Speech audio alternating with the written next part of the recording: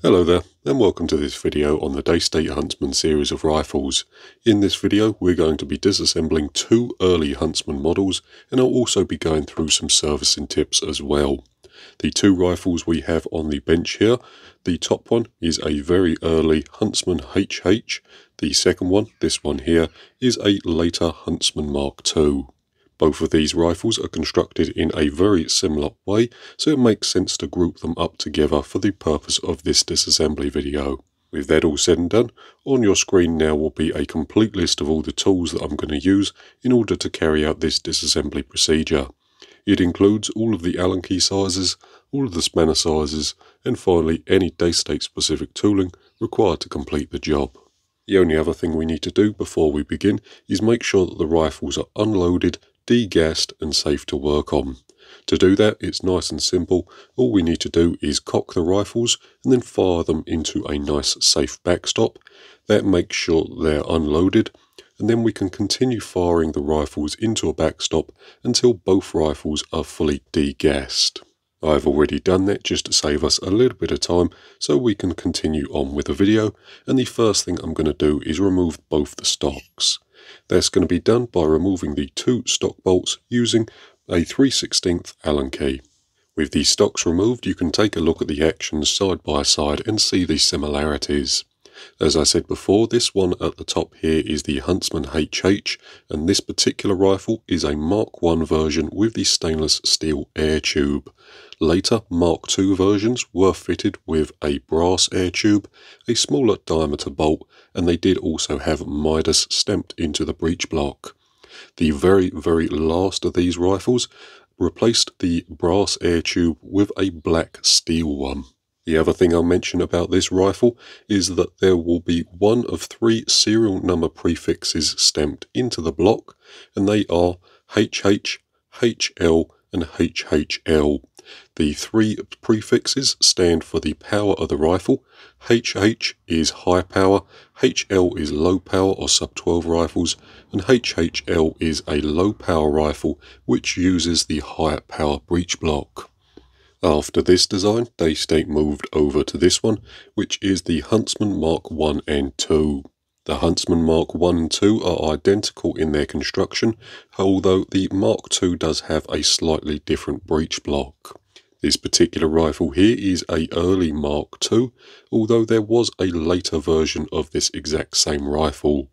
The later version had a lighter, more modern air tube, and they also had some different dimensioned components within the block itself. These particular rifles can be identified by the use of gold anodized aluminium parts rather than the brass ones which are fitted to this rifle. The only other version of this particular rifle was the Harrier. The Harrier was pretty much identical in its construction, although it had a shorter air tube and a slightly different breech bolt. With a little bit of history out the way, we can continue on with the disassembly, and the first job is to separate the two halves of both of the rifles. We'll work on one rifle at a time, so to begin with we'll be working on the Huntsman HH. The first thing we need to do with this rifle is remove the bolt. The bolt itself obscures the two screws at the back here, so we need to remove the bolt first, and that's done by removing the cocking dog in the side there. That can be done by just using a nice flat-bladed screwdriver to remove the cocking dog, just like so. Then we can pull the bolt from the rear of the action. This gives us access to the pellet probe O-ring, which is this O-ring here, and if this O-ring has failed, every time you take a shot, you'll feel a small puff of air emanating from the breech. With that said, we'll put that over to one side. The next thing we can do is remove the small slotted grub screw from the front of the barrel band, so just that one in the front there. We're going to be again doing that with a nice thin flat-bladed screwdriver. So there's our grub screw there. I'll just give you a quick look at that, which is just that one there. Up next we're going to be unscrewing the thread adapter, this piece at the end here. And from the factory this will be done up with a fair amount of Loctite. I've already pre-loosened mine so it comes off nice and easily, but you may have to get a small blowtorch on the end there to melt the Loctite from the threads. With that done, we can turn our attention back to the breech block and remove the 4 securing bolts. These 2 at the front here are removed using a 3/32 Allen key.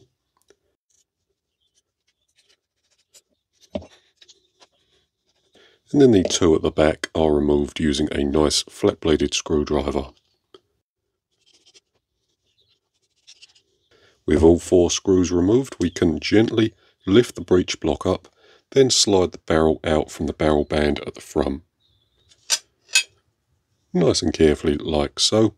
As you remove that, just make sure this O-ring doesn't get lost from the action. With that said, that's the breech block for this rifle fully disassembled. The barrel itself is pressed into the breech block, and we're not going to be removing it for the purpose of this video, but we can go ahead and put that over to one side. The only other thing I'll mention about this particular rifle is that this O-ring here seals the joint between the 2 blocks when we fire the rifle. If you have a puff of air emanating from the joint of the 2 blocks, it's more than likely going to be this O-ring. Another symptom of this O-ring failing is the rifle will be low power, and that can also be said about the pellet probe O-ring here. So if your rifle suddenly is low power, check both of these O-rings and make sure they're looking good. Moving on to the Huntsman Mark II, the process is fairly similar, although there are some minor changes. To begin with, the first thing we're going to do is remove the barrel band from the end of the cylinder by using a 1/16 Allen key to remove the 3 securing screws. With the 3 grub screws removed, we can nice and carefully remove the barrel band from the end of the cylinder and put that over to one side. The next thing we can do is separate the 2 halves of the block, and that's done by first removing the 4 securing screws in the top. That's done by using a 3/32 Allen key. With all 4 bolts loose, we can nice and carefully lift the breech block off from the bottom of the action, being nice and careful not to lose the small transfer port piece between the 2 blocks as you remove them. That's just that brass piece there. This brass piece does have an O-ring on either side, so one is still in the breech block, and the other is still in the top of this part of the action, so just in that hole there. Again, these 2 O-rings seal the joint between the 2 blocks, and if either of these O-rings have failed, every time you take a shot, you'll feel a small puff of air emanating from the joint of the 2 blocks, and if it has failed, you may find that your rifle is low on power. The next thing we're going to do is remove the bolt from the back, and I'm also going to be removing the 2 O-rings just so they don't get lost. We can also remove the screws as well. And just so you're aware, the 2 screws at the back are slightly longer than the 2 at the front, so just keep that in mind. We'll stick the cylinder section over to one side and remove the bolt from the rear of the rifle. The first thing we need to do is remove the spring ball D10 in the side, and again that's done by loosening this grub screw here using a 1/16 Allen key. This screw may be held in by a small amount of Loctite from the factory, so just be nice and careful as you remove it.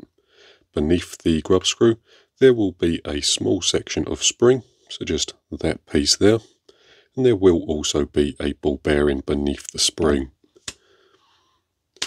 The ball bearing may tap out on its own, or you may have to come through with a stack of magnets and remove it from the breech block.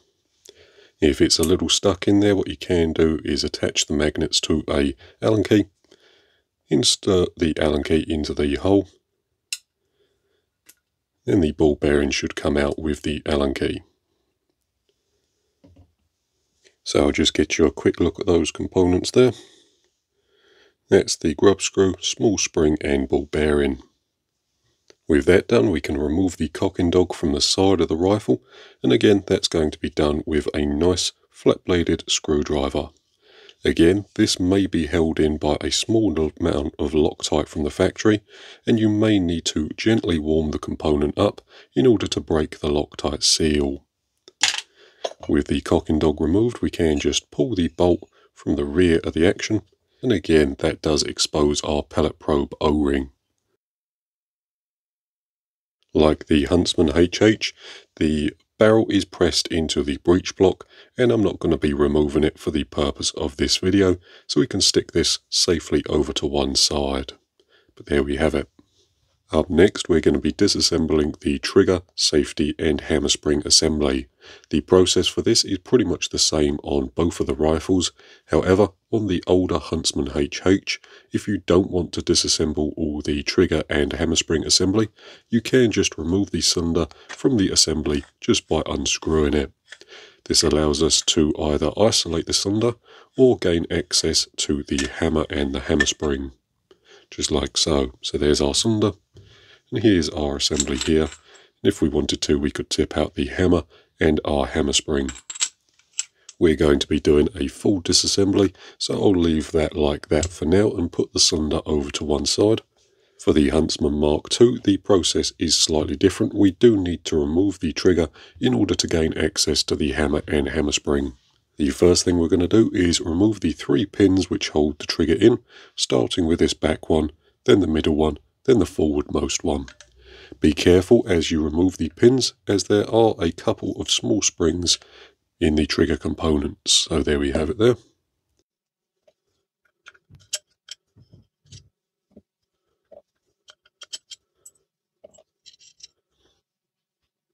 Up next, to access the hammer and the hammer spring, we need to remove the safety cap, this piece here. This is nice and easy to do. All we need to do is remove the 2 securing grub screws. That's done with a 1/16 Allen key.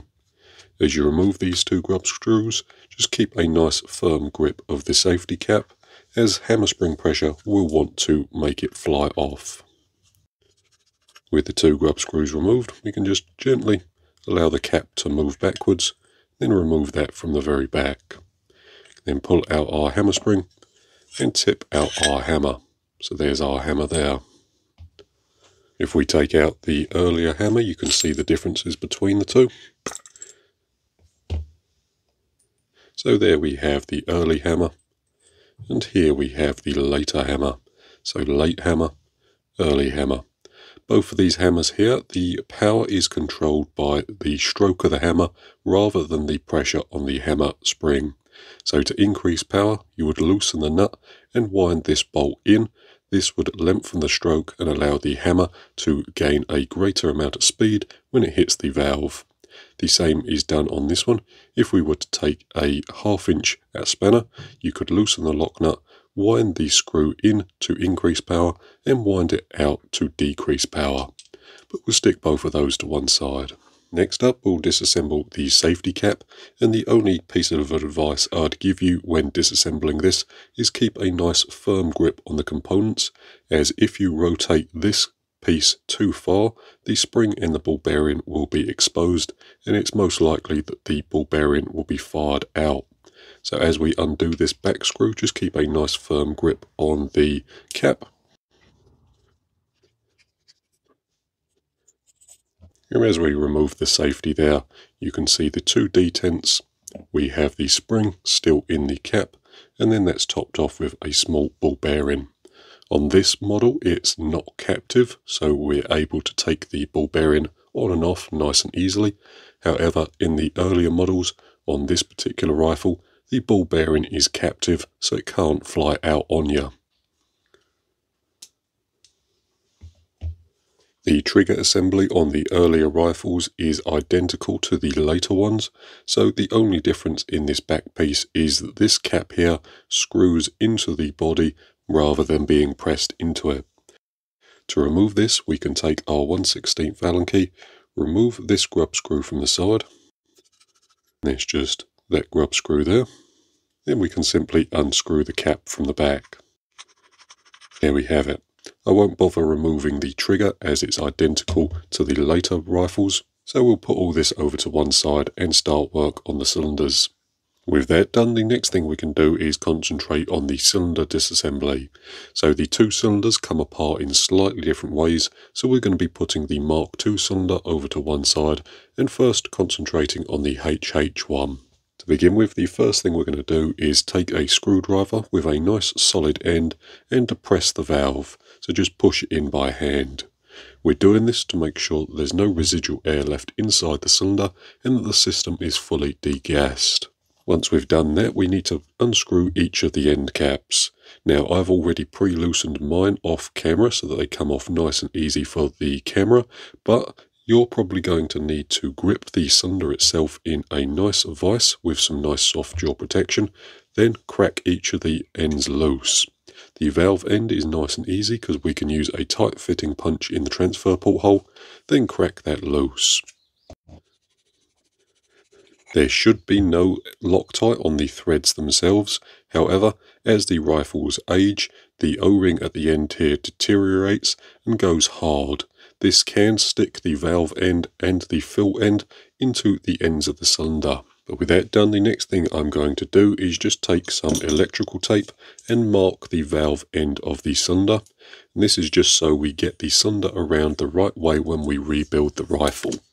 We need to make sure that both ends go back where they came from, as when the rifle was made, the end pieces were timed to the cylinder. With that done, we can remove the fill end from the end of the cylinder, and again we can just unscrew that by hand. So there's our cylinder fully disassembled. We'll put this over to one side, and we're left with the two end caps. The next thing we'll do is bring back over the Mark II cylinder, and then get started on that. The first thing I'm going to do on this rifle is remove the end cap from the end of the cylinder. To do that, I'm going to be removing my fill adapter. On this rifle, it's just a blanking plate, as this rifle is just a demonstration or a show rifle. However, yours may be fitted with a Foster fitting in the end there, and you can remove that either by using an adjustable spanner or by the correct size. With that done, to remove the end cap, what I'm going to be doing is using a couple of 4mm pins. We'll be installing them into the two holes there. Then I can come across with something like an Allen key, put that between the pins, then unscrew the end. Here we have the end cap for the cylinder removed. This part does have a one-way valve in the end, and we'll disassemble that fully in a minute. For now though, the next thing we're going to be doing is removing the valve from inside the cylinder itself. To begin with, I'm going to be cracking this nut loose just by using an adjustable spanner. You can remove that from the bottom there. And then by using a nice thin flat-bladed screwdriver, we can remove this stud as well. With that removed, I can take my 3/32 Allen key and just remove the two screws, one on either side. Then we need to push this pin out. To do that, I'm just going to be using a punch. On this particular rifle, it's not overly tight, so I should be able to knock it loose, then push it out. There we have it there. With that done, we can remove the valve from inside the rifle by inserting something through this side and pushing the valve out through the end of the tube. What I'm going to be using is a piece of Delrin tube, although you could also use something like a broom handle, something nice and soft that's not going to damage the valve.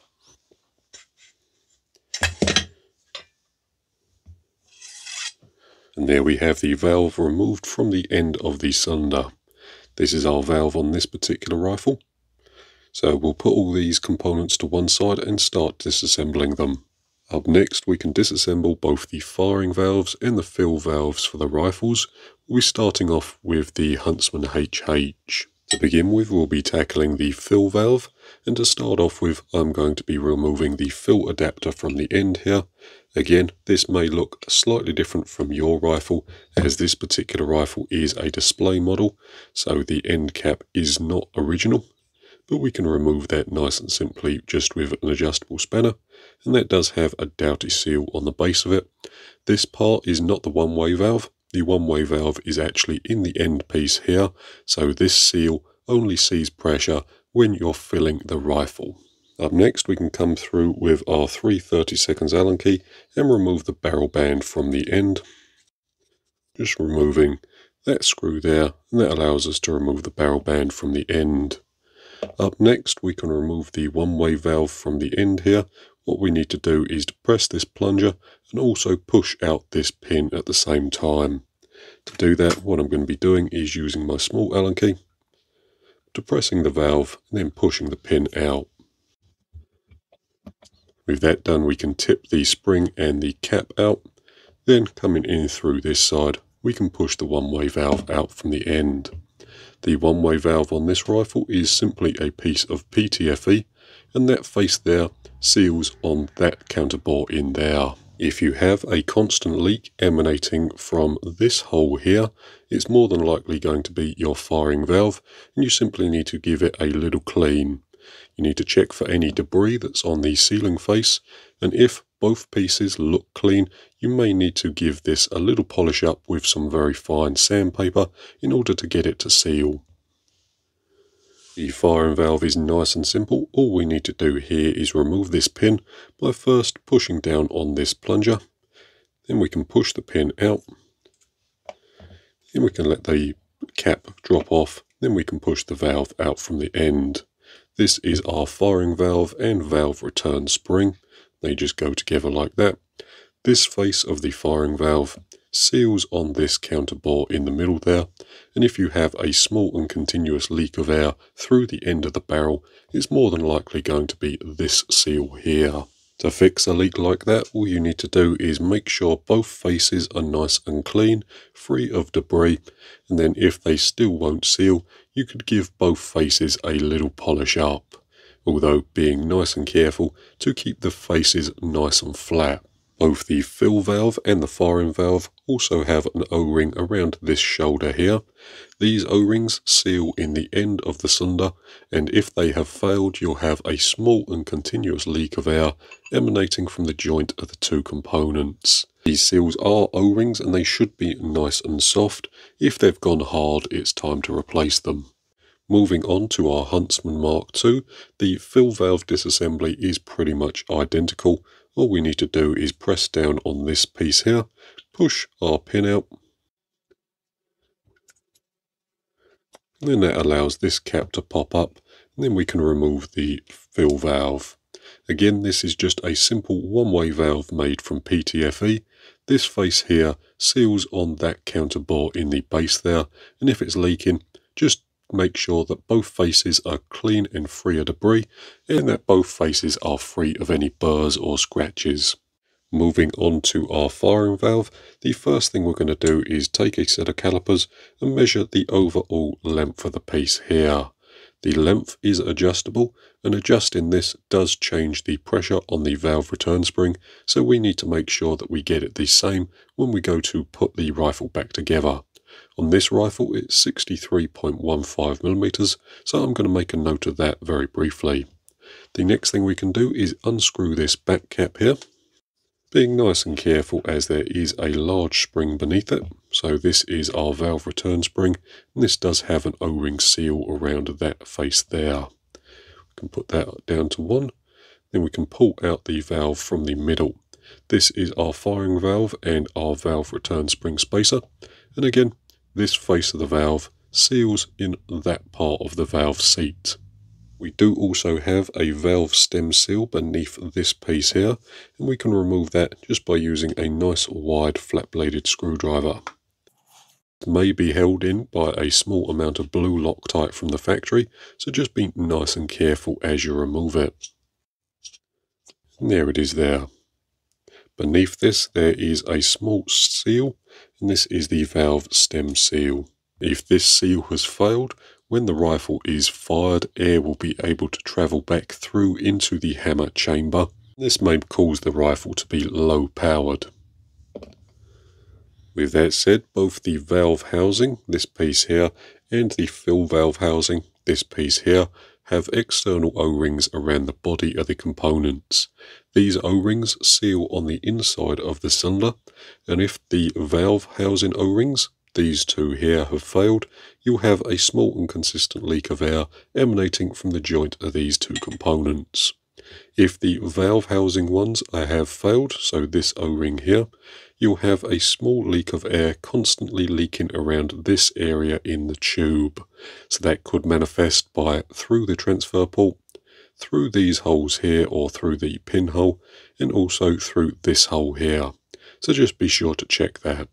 With that all said, that's pretty much going to do it for this particular video. Thank you very much for watching. I hope it's been interesting or useful, and we'll see you in the next one when we put these two rifles back together again.